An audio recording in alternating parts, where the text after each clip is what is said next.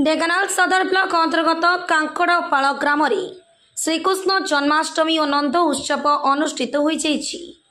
नंद उत्सव आज को प्राय 7 वर्ष हेब पालन करा जाउछि। एथिरे ग्रामर समस्त युव गोष्ठी सहयोगी पिलामानंकु नै नंद राजा नंदराणी कृष्ण बलराम और कलाकार मानंकु नै संकीर्तन करी ग्राम परिक्रमा करिबा परे दहीहांडी भंगा जाइतिला।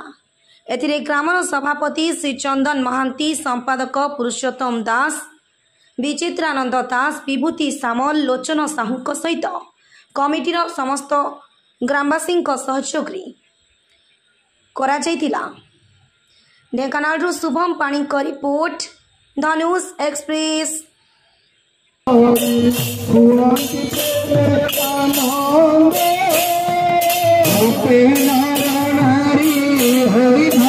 हरि